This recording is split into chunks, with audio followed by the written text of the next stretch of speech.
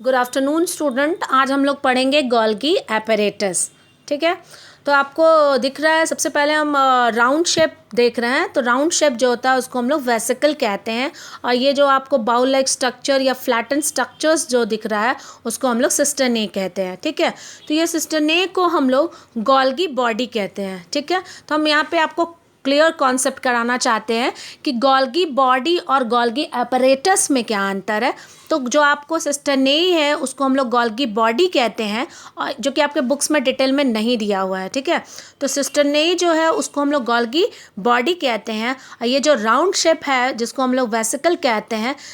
ठीक है, सिस्टरनेई और वेसिकल दोनों मिला करके हम कहते हैं Golgi apparatus. Clear?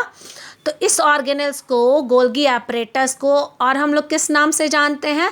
Golgi body, या कह सकते हो गोल्गी कॉम्प्लेक्स। और प्लांट में या लोअर जो इनवर्टिब्रेट्स होते हैं, ठीक है, अभी हम लोग पढ़ेंगे डाइवर्सिटी, तो वहाँ पे आपको क्लियर हो जाएगा कि इनवर्टिब्रेट्स क्या होते हैं। तो जिनके वर्टिब्रल कॉलम्स नहीं होते हैं उनको जो है हम इनवर्टिब्रेट्स में डालते हैं, जो कि आगे डिटेल हम डाइवर्सिटी चैप्टर में पढ़ेंगे। तो lower plants and lower invertebrates animal Golgi apparatus is usually called dictyosome. मतलब आप कह सकते हैं कि एनिमल सेल में गोल्गी बॉडी को हम लोग गोल्गी एपरेटस के नाम से जानते हैं, या गोल्गी बॉडी या गोल्गी कॉम्प्लेक्स के नाम से जानते हैं। लेकिन इसी गोल्गी बॉडी को प्लांट में और लोअर इनवर्टिब्रेट्स में इसका नाम जो होता है, कह सकते हो, इस गोल्गी एपरेटस को हम लोग डिक्टियोसोम का ही उपयोग करते हैं। मतलब another name of Golgi apparatus is also called dictyosome in plant cell. ठीक है, it arises from the membrane of smooth endoplasmic reticulum. हमने आपको बताया था इंडोप्लाज्मिक रेटिकुलम पढ़ाते समय कि ये जो है आपका कौन बनाता है। तो ये अराइज कहाँ से होता है? तो आपको स्मूथ इंडोप्लाज्मिक रेटिकुलम के मेम्ब्रेन से ये क्या होता है? अराइज होता है। It is named after Camillo Golgi, who was the first to report this structure in 1898। बहुत ही इंपॉर्टेंट क्वेश्चंस है कि गोल्गी बॉडी को पहली बार इस स्ट्रक्चर्स को किसने रिपोर्ट किया था? कैमिलो गोल्गी ने, और इन्हीं के नाम पे इसे गोल्गी बॉडी या गोल्गी एपरेटस के नाम से जानते हैं। तो पूछा जा सकता है कि कौन डिस्कवर्ड किए थे गोल्गी एपरेटस? तो आप बताएंगे कैमिलियो गोल्गी। कब किए थे? तो 1898 में। क्लियर? जैसे कि माइटोकॉन्ड्रिया के बारे में पढ़ा कि माइटोकॉन्ड्रिया जो है वो प्रेजेंट होते हैं किस में? यूकैरियोटिक सेल में, और एब्सेंट होते हैं प्रोकैरियोटिक सेल में। तो दो आपको यहाँ पे भी दिख रहा है difference between prokaryotic and eukaryotic cell. ठीक है, तो यूकैरियोटिक में आपके गोल्गी एपरेटस प्रेजेंट होते हैं और प्रोकैरियोटिक सेल में एब्सेंट होते हैं, like those of bacteria and blue green algae. तो प्रोकैरियोटिक सेल में आपका किसका होता है? बैक्टीरिया और ब्लू ग्रीन एल्गी का एग्जाम्पल आपको प्रोकैरियोटिक सेल के दौरान पढ़ाए थे। सम यूकैरियोटिक, कुछ यूकैरियोटिक्स भी हैं जिसमें गोल्गी एपरेटस नहीं पाए जाते हैं। तो वो क्या है आपका? Sieve tube, mature sieve tube. Sieve tube जो है आपका जाइलम टिश्यू होता है, जो कि आप डिटेल में पढ़ेंगे टिश्यू चैप्टर में। तो उसमें आपका प्रेजेंट होता है सीव ट्यूब।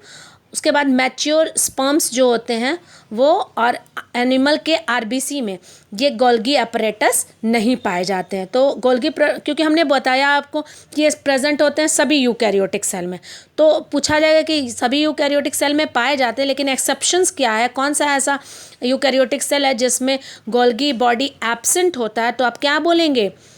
प्लांट में है आपका मैच्योर सीव ट्यूब, ठीक है, और एनिमल्स में क्या बोलेंगे? Mature sperm and RBC of animals. Clear? Shape, size and number of Golgi apparatus vary considerably in different type of cell। different cell में जो है इसके शेप, साइज और नंबर जो है गोल्गी apparatus का क्या होता है? वेरी होता है, मतलब एक कांस्टेंट नंबर नहीं होता। There is a single Golgi apparatus in Micromonas. याद रखिएगा, पूछा जा सकता है कि एक जो है गोल्गी apparatus किस में पाया जाता है? तो वो आपका माइक्रोमोनास में पाया जाता है। ये माइक्रोमोनास है क्या? एल्गी है। क्लियर? लीवर सेल में कितने पाए जाते हैं? तो ये सब आपको क्रैमिंग करना होगा, याद करना होगा कि 50 जो है गोल्गी एपरेटस जो है लीवर सेल में पाए जाते हैं, 25 1000 जो है वो आपके कारा के राइजोइडल सेल में पाए जाते हैं। कारा भी आपका क्या है, एक एल्गी है। Each Golgi apparatus is 1 to 3 μm in length and 0 μm in height। जितने भी गोल्गी apparatus होते हैं उसकी लेंथ क्या होती है, 1 से लेकर के 3 μm तक, और हाइट कितनी होती है, 0.5 μm तक। इसके 3 मेन पार्ट्स होते हैं। कितने पार्ट्स होते हैं, 3 पार्ट। एक है आपका सिस्टनी, दूसरा है आपका tubules and third one is vesicle. तो आपको दिख रहा है।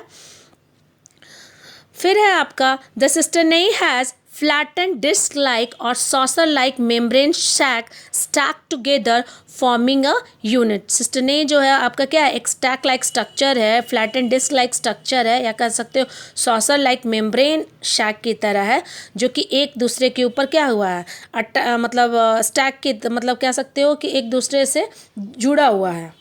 ठीक है। This is in each unit there are 4 to 8 सिस्टनी। जितने भी जब इसके शेप की बात करते हैं तो ये कितने सिस्टनी हो सकते हैं, लगभग हर एक यूनिट में कह सकते हो आपके 4 to 8 सिस्टनी प्रेजेंट रहते हैं। ट्यूब्यूल अराइजेज फ्रॉम पेरीफेरी और सिस्टनी। और ट्यूब्यूल्स कहाँ से आपका एराइज हो रहा है, आपको यहाँ पे रॉड शेप 2 ऊपर में आपको ट्यूब लाइक स्ट्रक्चर्स दिख रहा है, तो वो ट्यूब लाइक स्ट्रक्चर्स को हम लोग ट्यूब्यूल्स कहते हैं।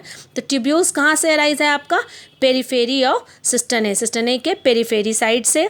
इन each unit periphery tubule arises from periphery of cisternae and form a network. और एक तरह से ये नेटवर्क का फॉर्मेशन कर देता है। Small spherical sac associated with cisternae, एक छोटा सा स्फेरिकल जो हमने राउंड शेप आपको बताया जुड़ा होता है सिस्टनी से, उसको हम लोग वेसिकल कहते हैं। तो इसको आप याद रख लेंगे।